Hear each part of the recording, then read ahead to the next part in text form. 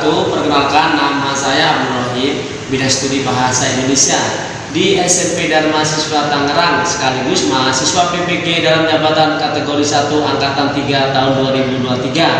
Program studi bahasa Indonesia di LPTK Universitas Negeri Jakarta dengan nomor mahasiswa 20012303006. Pada hari ini tanggal 4 Maret 2024 saya melakukan uji kerja praktek pembelajaran dengan materi teks laporan hasil observasi. Berikut mari kita lihat video saya.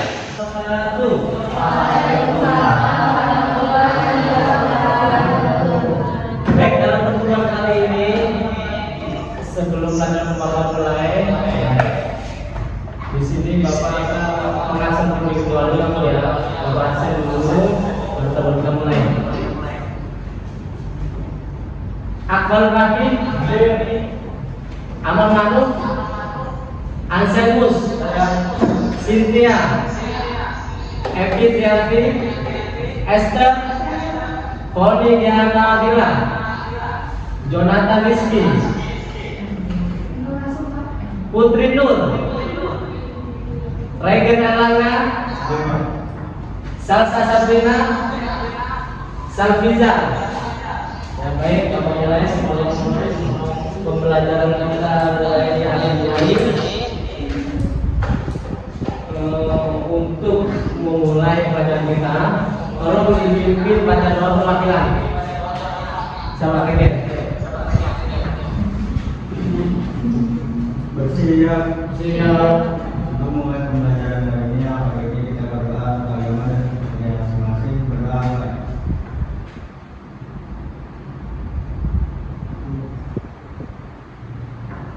Berdoa besar, memberi salam. Waalaikumsalam warahmatullahi wabarakatuh. Di sini Bapak akan membagikan LKPD Rumah Kerja Siswa. Bagaimana kalian bisa memberikan penilaian untuk kalian yang akan maju dalam presentasi. Ini sebelumnya Bapak jelaskan.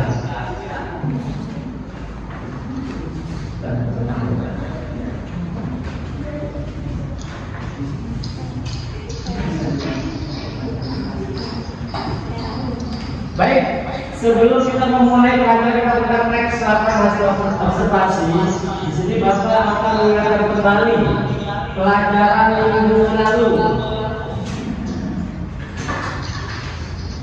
Itu apa? Pelajaran minggu lalu adalah tentang teks eksplanasi. Ya, gimana teks eksplanasi? Pengertiannya apa? Teks eksplanasi? Coba kamu teks eksplanasi Bapak Untuk memberikan pemahaman dan wawasan kepada untuk memberikan apa? Pemahaman tentang peristiwa baik fenomena alam ataupun sosial dan budaya. Di sini ada dua, ada fenomena alam dan fenomena sosial. Coba ada yang bisa kasih contoh fenomena alam ataupun sosial? Ya. contoh fenomena alam adalah longsor, gempa bumi, kebakaran hutan, dan proses perubahan iklim. Oke. Berarti kalian di sini sudah memahami pelajaran minggu yang lalu baik untuk referensi minggu lalu. Sekarang kita masuk ke materi yang sekarang ya. Teks laporan hasil observasi.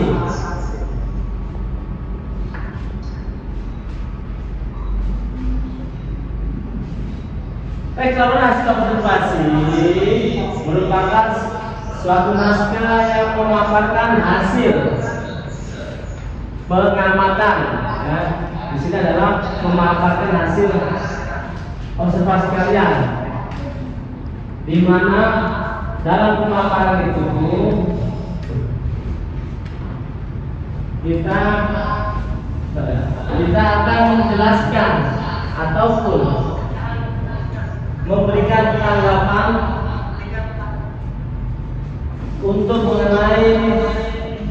teks laporan hasil observasi, di mana dalam penyampaian teks laporan hasil observasi, di situ kita harus dapat menjelaskan sesuai dengan fakta kenyataan.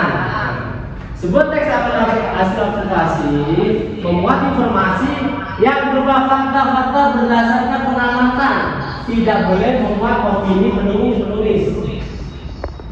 Di sini pengertian opini adalah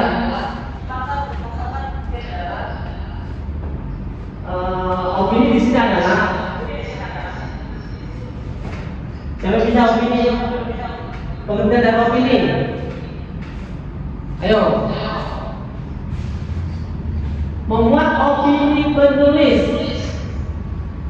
Ayo siapa bisa membuat opini? Apa itu opini? Coba opini.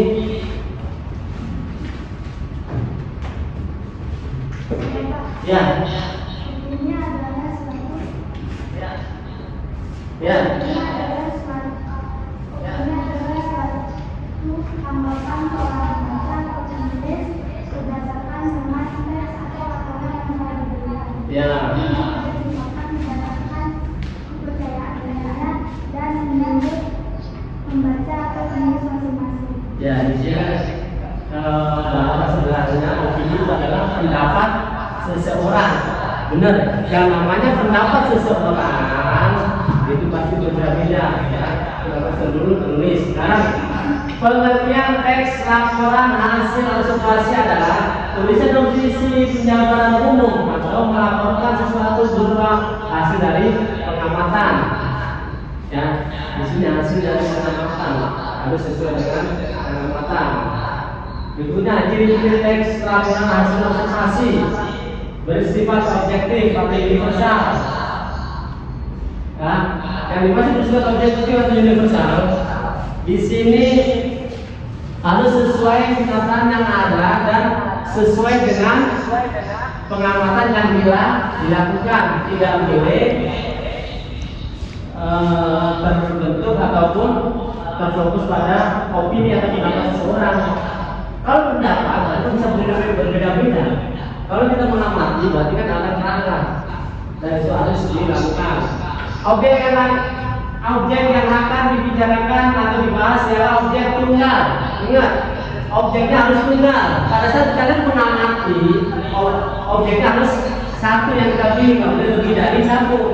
Kenapa? Karena di situ dalam pengamatan itu ada namanya tetap kayak sekali teks laporan hasil observasi itu hampir sama dengan teks berita. Ada tatarannya 5W1A. Ya, kenapa harus satu? Kenapa itu harus bagaimana, gimana, kapan kejadiannya, seperti apa? Yang berikutnya ditulis secara lengkap dan sempurna. Informasi teks berupa hasil penelitian terkini yang sudah terbukti kebenarannya. Ya, teks laporan hasil observasi yang kita dapat harus terbukti kebenarannya dan terkini. Dalam hal ini adalah yang masih baru. Tidak boleh lebih ataupun beritanya itu sebulan yang lalu atau setahun yang lalu atau lagi sudah beratus-ratus tahun, ya itu beda. Kita tarik ke sejarah. Yang berikutnya saling berkaitan dengan hubungan berjenjang antara kelas dan subkelas yang terdapat di dalamnya. Jadi berurutan kayak tadi yang dibawa maksud. Berurutan 5W1H. Kapan kejadiannya, di mana tempatnya, apa yang terjadi dan bagaimana punya penyelesaiannya. Struktur teks laporan hasil observasi. Pertama adalah pernyataan umum, deskripsi bagian dan deskripsi manfaat. Pernyataan umum berisi pembuka atau pengantar hal yang akan disampaikan. Pernyataan umum biasanya disampaikan dalam bentuk kalimat definisi seperti adalah ialah, yakni, merupakan, dan yaitu. Sekarang deskripsi bagian. Deskripsi bagian ini berisi hal umum tentang objek yang akan dikaji, menjelaskan secara garis besar pemahaman hal tersebut dijelaskan mengenai objek atau bagian-bagiannya. Terdapat pada deskripsi bagian yang baik disaksikan yang penting urutan dalam mengklasifikasikan. Jadi diklasifikasikan, maksudnya apa? Diklasifikasi, diurutkan ataupun dibentuk berkelompok-kelompok klasifikasi. Bisa nih, di situ ada 2 macam klasifikasi. Contoh sederhananya, kita mengklasifikasikan benda atau barang yang berbentuk, misalnya berbentuk yang satu berbentuk bulat dan satu berbentuk kotak. Jadi kita klasifikasikan. Caranya gimana? Yang bulat kita harus sama dengan bulat, yang kotak bisa sama dengan kotak. Itu yang dimaksud dengan mengklasifikasikan, menyamakan. Deskripsi manfaat menunjukkan bahwa setiap objek yang diamati memiliki manfaat atau fungsi dalam kehidupan. Itu jelas pasti. Pada dasarnya kita kalau dalam penduduk pendidikan ini intinya kan apa yang kita pelajari itu bisa bermanfaat, bisa diaplikasikan dalam kehidupan sehari-hari. Betul nggak? Pasti itu kita belajar. Mau belajar apapun, harus ada manfaatnya. Ya, kalau nggak ada manfaatnya kan cuma kita ya. Pasti ada hubungan kehidupan kita sehari-hari. Sampai di sini ada pertanyaan, sudah paham? Ini lanjut. Kebahasaan teks laporan hasil observasi menggunakan kata serba dan nominal. Kata serba adalah kata yang berfungsi untuk dapat menjelaskan tentang suatu aktivitas atau suatu perbuatan atau kegiatan yang dilakukan oleh seseorang. Verba adalah jenis frasa yang mempunyai inti kata kerja dalam proses pembentukannya. Itu berupa beberapa contoh frasa singkatnya: sedang makan, akan tidur, sedang mandi. Nah, sekarang masuk ke kata benda. Kata benda atau nominal adalah kata yang mengacu kepada suatu benda konkret maupun abstrak. Kata benda adalah sebagai subjek, objek, predikat dan keterangan seperti hiu, paus, api, nasional, lalu cendrawasih. Ciri-ciri kata benda dapat diingkari dengan kata bukan. Contoh: bukan bulan, bukan bunga, bukan mimpi, dan bukan bangunan pertemuan. Dapat diikuti dengan gabungan kata yang ditambahkan kata sifat atau yang sangat atau kata sangat. Ya. Contoh: buku yang mahal, pengetahuan yang sangat penting, orang yang baik. Akusasi. Akusasi adalah proses kata dengan cara melakukan afix pada bentuk dasar atau juga dapat sebagai proses penambahan afix atau dibuat dari kata. Hasil proses menggunakan afix itu disebut kata beribuan. Afix awalan, proses membentuk kata dengan menambahkan afix atau dibuat di depan untuk dasarnya. Ya. Jadi awalan, kata yang berhubungan awalan. Coba kasih contoh afiks atau kata yang berhubungan awalan. Coba kamu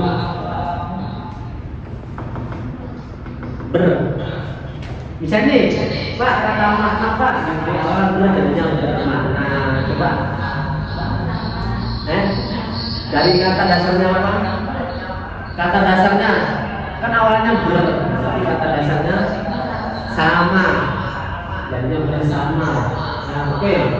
Sifik adalah proses pembentukan kata yang dilakukan secara menambahkan atau menambahkan afix di akhir. Itu dasarnya. Maka afix tersebut disebut subjek atau akhiran. Disebut subjek atau akhiran masih banyak akhiran asing lain yang dimasukkan ke dalam bahasa Indonesia, yaitu bisasi, is, dan sebagainya. Sehingga beberapa akhiran asing tersebut disebut afix setapan dari bahasa lain. Konflik ialah hadis gabungan yang berbentuk atas predik dan subjek yang berfungsi mendukung makna, terbentuk karena mendukung makna itu. Itulah maka tidak dianggap sebagai predik atau subjek yang masing-masing berdiri sendiri, tetapi dianggap sebagai satu kesatuan bentuk yang tidak terpisahkan. Dan karena morfem merupakan komposit untuk beserta, artinya maka konflik dianggap satu morfem, bukan gabungan dua morfem sebanding 2008. Kalimat definisi dan kalimat deskripsi.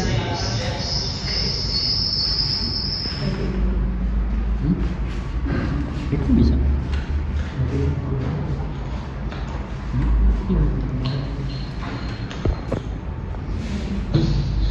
Ya baik, di sini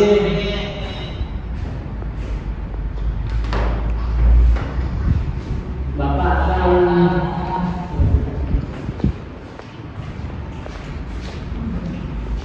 memberikan sebuah video di mana kalian pahami, kalian tulis. Di sini kalian ada satu lihat presentasi yang depannya bergantian mahasiswa.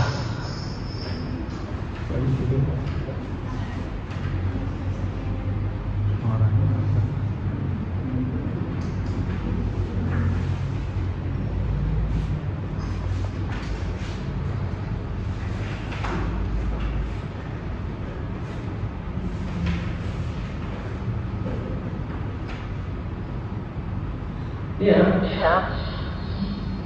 Video ini terletak di Kota Tangerang, Kota BSD, tempatnya di daerah Ngaret Peng, Kota Tangerang.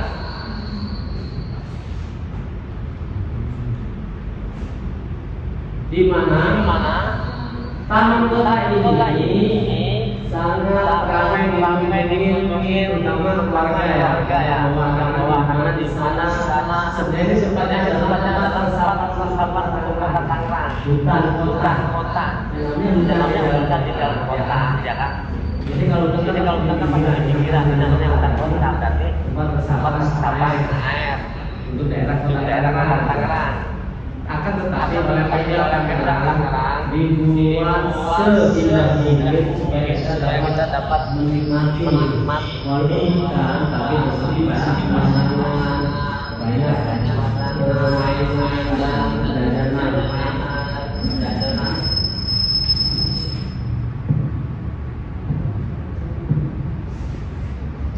Ya, lihat dulu, perhatikan.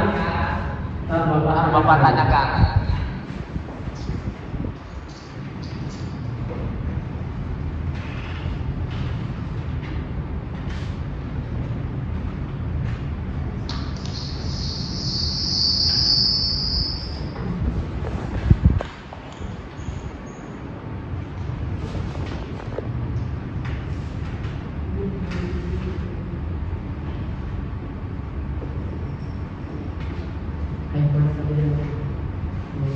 Nggak ada suaranya. Iya.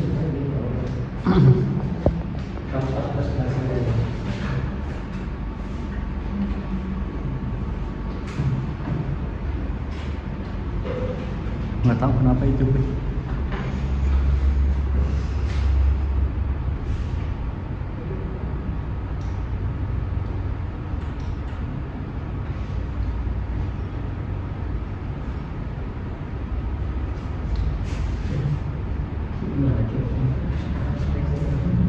Iya makanya kan bener, udah telat lah. Ini gimana?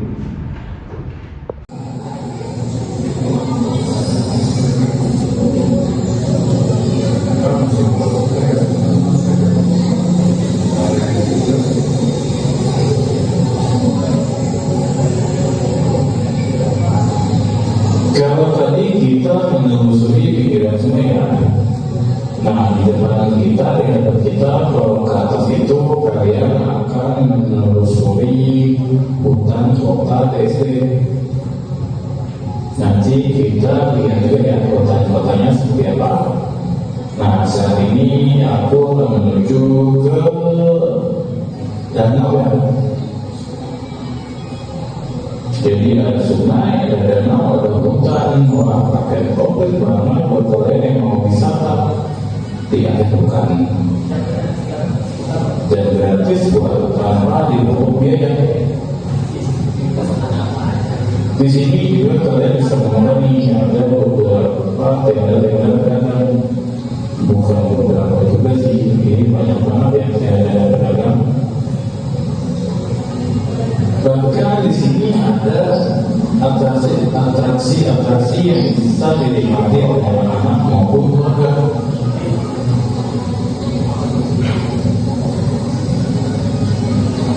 Seperti ada Kurayama,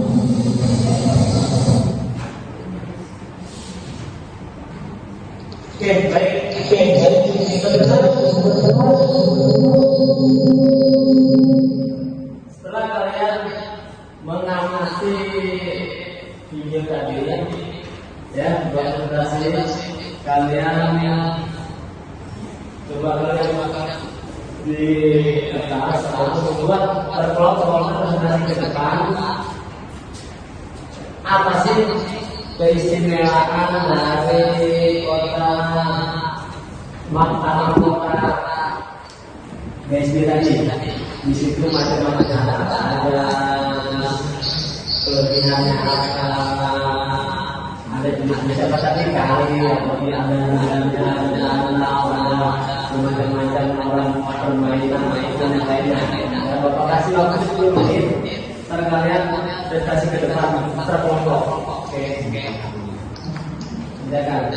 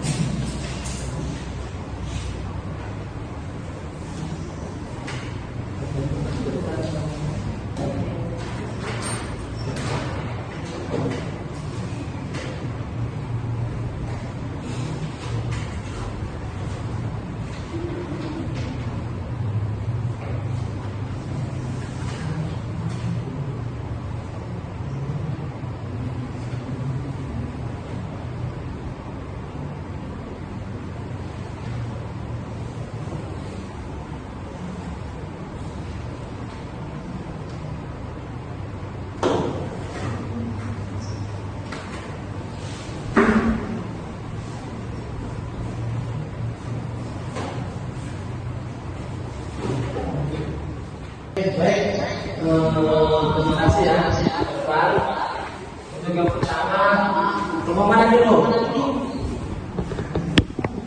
Kodi.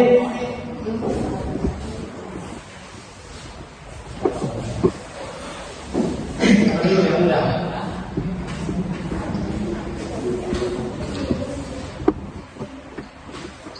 Kamu, dadah. Ayo maju, duluan.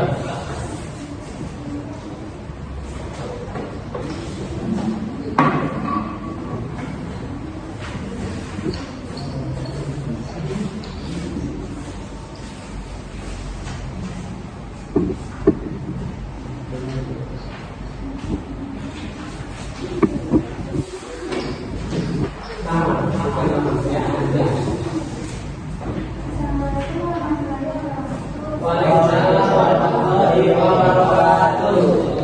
Saya Safida dari kelompok 1. Menurut saya, di Taman Kota Tangerang terdapat banyak sekali spot foto. Ada berbagai atraksi yang diperhatikan dapat mengatur pengunjung. Di Taman Kota Tangerang sendiri memiliki banyak keistimewaan, seperti lingkungan yang bersih, pemandangan jalan dan enak, berbagai taman kota Tangerang sangat support, seperti negara dan infrastruktur dan kemudian menggunakan gerakan dan sebagainya. Taman Kota Tangerang sangat unik karena Taman Kota Tangerang terdapat hutan itu hutan tersebut dengan upaya pengelolaan Tangerang. Hutan Tangerang merupakan hutan Tangerang Tangerang yang berada di dalam kota.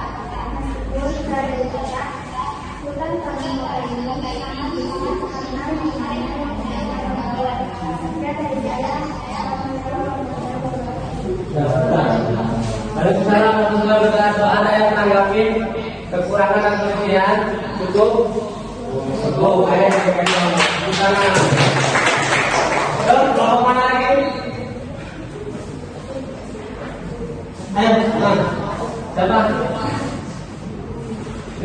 Ayo.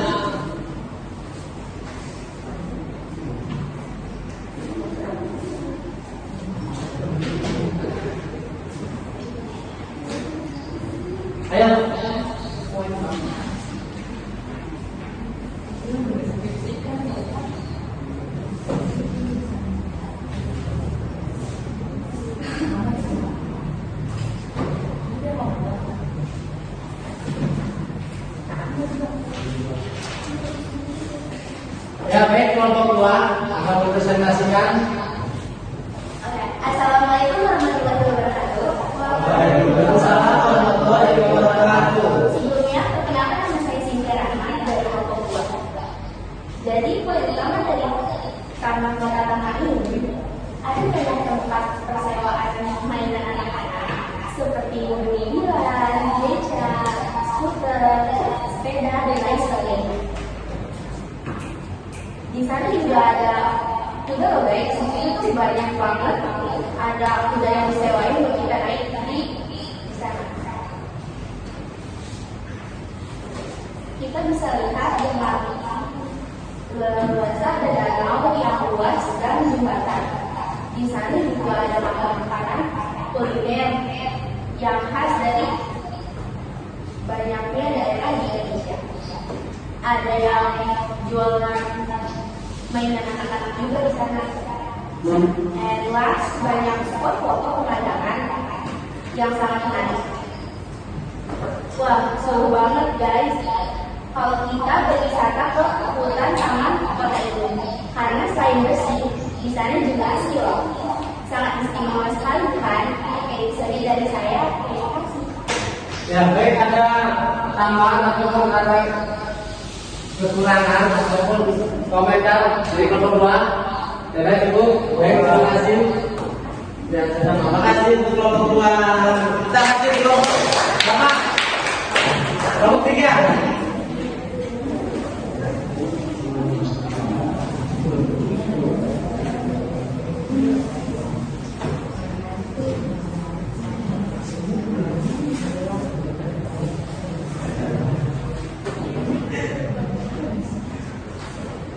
Ayo kelompok 3, perkenalkan nama dan kelompoknya. Assalamualaikum warahmatullahi wabarakatuh. Waalaikumsalam warahmatullahi wabarakatuh. Kenalkan nama saya Asmaul Rafi. Saya pernah mempresentasikan tentang Taman Kota 2 di SMP.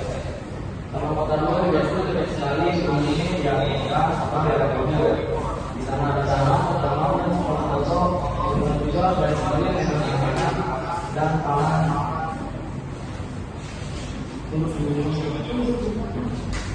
Tapi yang lain dan keindahan dari daerah Sangka, Pekalongan dan mainan dari Pekalongan dan anak-anak seperti Polri, dan lain sebagainya. Ada berbagai jenis hewan seperti kuda, kuda, dan sebagainya. Di sana juga banyak sekali anak yang berkunjung, keluarga, dan sekian dari saya. Assalamualaikum warahmatullahi wabarakatuh. Waalaikumsalam warahmatullahi wabarakatuh. Ada masih ada komentar ataupun kekurangan tentu ya. Baik, terima kasih kelompok 3. Baik, kelompok 4 siap belum? Kelompok 4, ayo.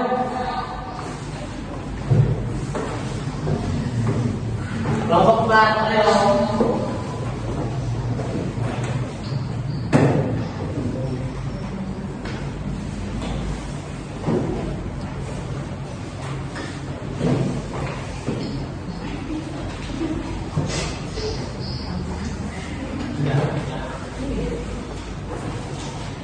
Assalamualaikum warahmatullahi wabarakatuh. Perkenalkan saya Dina Muhammad. Nama saya menjelaskan keindahan dunia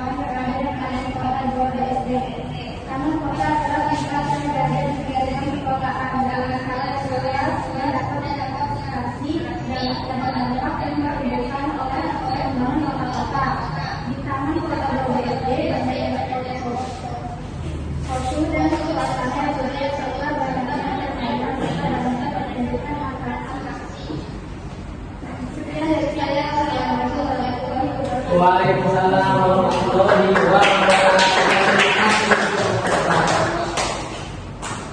Ya baik. Di sini Bapak menambahkan satu ya. Tadi di awal Bapak sudah menjelaskan bahwa fungsi dari taman kota tadi apa Bapak kata? Serapan kota, resapan ya, kota dalam. Karena di sini ada hutan, namanya juga hutan kota, di mana itu akan apa mengurangi dampak dari banjir. Makanya itu adalah kota. Sekarang karena kebanyakan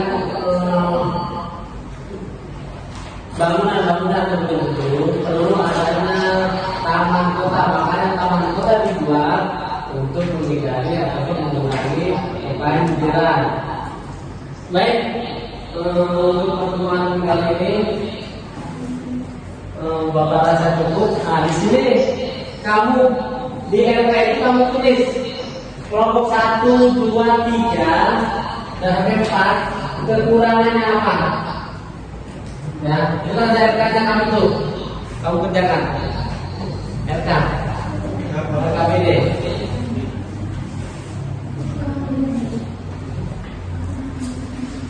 Masukan mau kerja. Masukan buat presentasi tadi.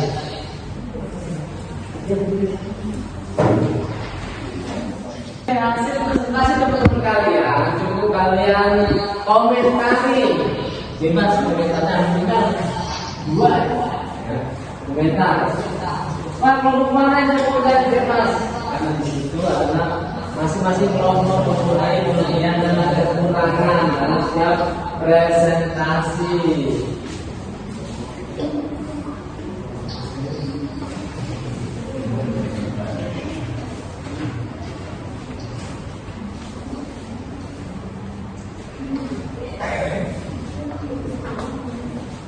Masuk ke refleksi ya, berarti refleksi terhadap refleksi tadi kamu yang belajar itu kekurangan masih kelompok 1 ini kelompok 2 kekurangan mana dan seterusnya.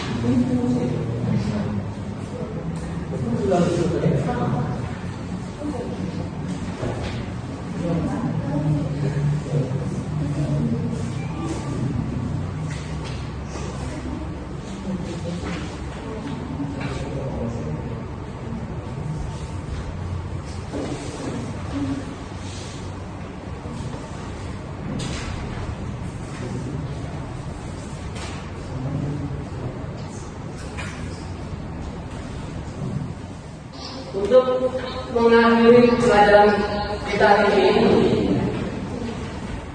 kita tutup dengan baca doa. Dipimpin untuk baca doa.